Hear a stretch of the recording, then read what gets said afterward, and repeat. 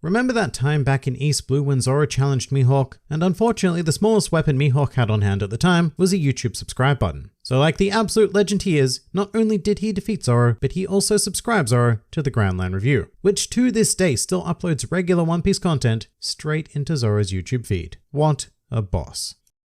Hello and welcome to the Grand Line Review, your source for everything One Piece, and today it's time to talk about swords, or more accurately, those who wield swords. And I've been holding off on making a video like this because the great shame of Wano is that it has introduced new sword users left, right and center, but I do feel like we have reached a point of solid grounding where we can begin to finally discuss those who may be classified as the finest bladesmiths in the series. And with this list I want to make it very, very clear that we will only be ranking characters based on their demonstration of clearly perceived skill in the art of blade work. Just because one character is higher than another on this list does not mean that they should necessarily be considered stronger or more powerful overall. And I do need to make that very clear because people are going to jump to poorly thought out conclusions if I don't. In fact, this is the internet, so that's probably going to happen anyway, but at the very least I've warned you. Oh, and something else I'll say right here and now is guess who is not going to be on this list? That's right, a certain green-haired, sword-obsessed, sleepy, lost alcoholic Straw Hat. And why do you ask? Well, it's simply because at the time of this recording, he just has not shown quite enough for me to comfortably put him above all of the profound world figures that we're about to go through. And so maybe he does belong here, but maybe he doesn't. Not yet anyway. Time will tell. Also, all swordsmen on this list here today must be canon despite the fact that we are talking about swords rather than projectiles. But with that out of the way, let's begin. Welcome to the top 5 best swordsmen in One Piece. Number 5.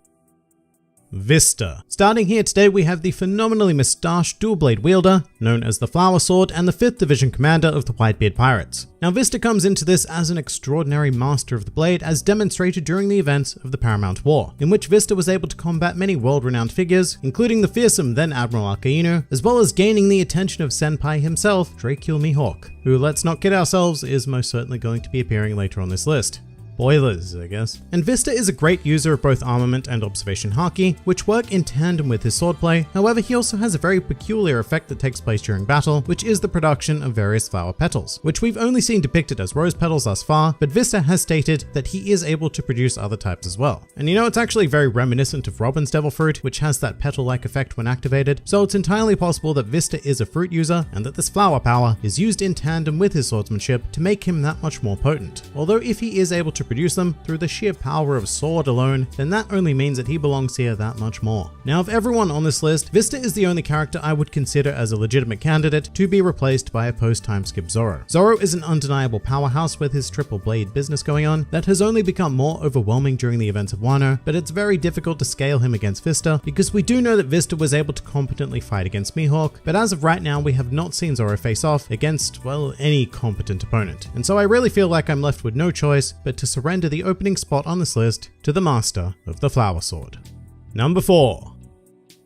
Kozuki Odin, the man of the Hour of Legends, is here. Another dual blade wielder as well, having possessed both the Ame no Habakiri and Enma to become a supreme force in this world. And if you're not a manga reader, I'm actually going to put in a spoiler warning here, because Odin's feats aren't going to be animated for an awfully long time to come. I'd say about a year from the publication of this video. So if you're determined not to hear anything, then please do skip to this time. But for everyone else, let us continue. So Odin comes into this with the mighty distinction of being the only individual to ever mark the Emperor Kaido with a permanent injury, and that is already a mighty step up from the feats that we've seen displayed by Vista. However, Odin was also capable of using his supreme sword skill to face off in a fearsome clash against Whitebeard, who would come to be known as the world's strongest man, as well as at least attempt to go at it with the eventual Pirate King Goldie Roger, although that particular skirmish didn't go too well for Odin. But one of the greatest indicators of Odin's skill as a swordsman comes from the rather simple mastery and his casual use of Enma, which is probably the most unruly blade that we've seen in the series to this point, demanding an absurd reservoir of armament haki and forcing it out of its user whenever it is swung or even simply held. And that's something that Zoro is grappling with at the moment, although he seems to have reached a fine level of usage with the blade, which only adds to the fact that yeah, maybe he should potentially be on this list, but at the moment, Odin remains the undisputed master of Enma, as well as one of the greatest swordsmen that Oda has ever put to page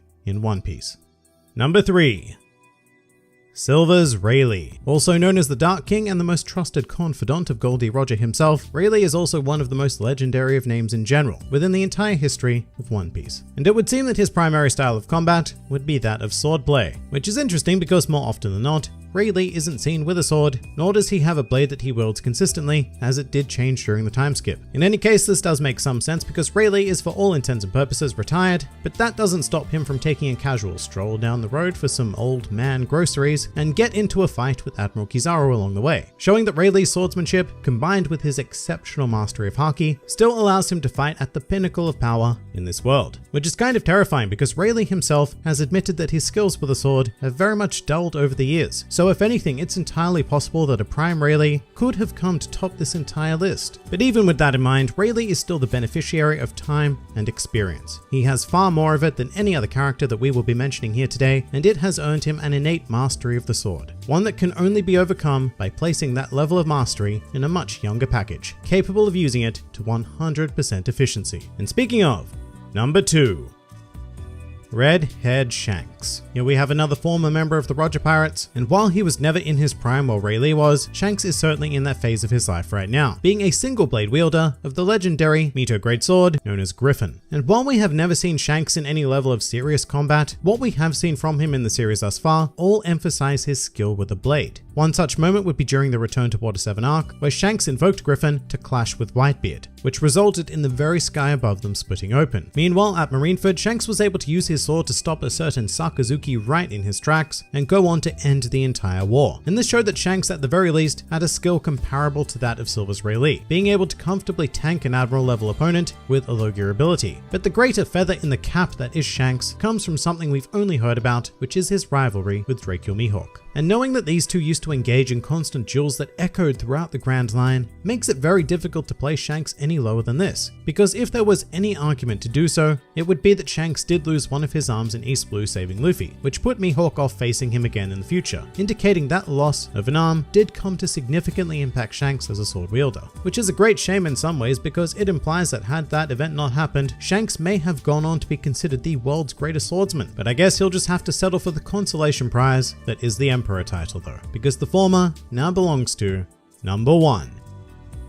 Dracul Mihawk. So I don't think there was any possible way that I could have made the pinnacle of today's list a surprise. I mean, when you're literally referred to as the world's greatest swordsman every time you appear, then it's hard to generate any form of suspense. But with all of that said, I think we should take this bit of time to appreciate just how utterly dominant Mihawk is in the art of swordplay. Of every character we've mentioned on this list here today, Mihawk is the undisputed champion of the sword, and in retrospect that's kind of ridiculous, because this list includes 2 former commanders of the world's strongest man, the right-hand man of the Pirate King, and one of the 4 emperors, and yet Mihawk is considered to be more skilled than any of them. What a profoundly ridiculous existence this man is. And that isn't to say that Mihawk would certainly defeat them in an all-out brawl, but in the game of swords, nobody can even come close to his domain, with basic feats such as chopping up 50 battleships, slicing through an icy tsunami, and while this isn't canon in One Piece Stampede, he easily dealt with a meteor that a post-timeskip Zoro struggled significantly with. Not at all canon, but a very believable depiction of just how far above Mihawk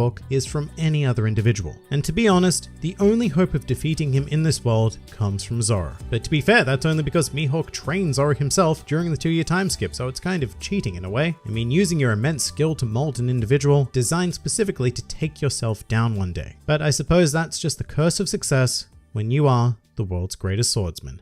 And that pretty much does it for the top 5 best swordsmen in One Piece. If you enjoyed this video and the content this channel produced in general, then please do consider donating to the Grand Line Review Patreon, because the support of all of you amazing people is what continues to make this channel possible. And if you'd like to see more videos like this but applied to other anime and manga series, then please do feel free to check out my second channel, New World Review, for all of your wider needs. And if you'd like to join the fun at any time, then please do head over to my Discord server, where a wide array of shenanigans takes place on a daily basis. And finally, please do comment with your own favorite swordsman in the series.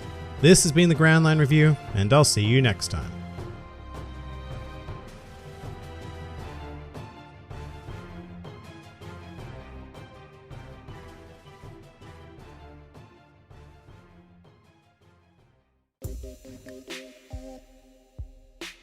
When you watch anime, do you listen in dubs or watch in subtitles? Or does it depend on the dubbing? Some stuff you watch have the best dubs I have ever heard. So yes, these days I watch exclusively subtitled anime because I just prefer to have that connection to the original intent of the series. Some dubs are fantastic, but I think a lot gets lost in translation with them, plus actors, quite rightfully so by the way, put their own individual flavors into various characters, and most of the time I would just prefer to stick to the original. And this might just be because I don't understand fluent Japanese, but sometimes I just feel that English dubs tend to be a bit cringy, especially when any form of localization or attempt at colloquial language happens. Of course, that didn't used to be the case though. I, like everyone my age, got into anime exclusively through English dubs of stuff like Pokemon, Dragon Ball, and the Adult Swim lineup like Trigun, Fullmetal Alchemist, Neon Genesis, and so on and so forth. In fact, the only real reason why I switched to watching subtitled anime was more out of necessity, because the dubbing process took so long, and back in the day it was far easier and quicker just to download some shiftily sourced fan-subbed material. So after years and years and years of doing that,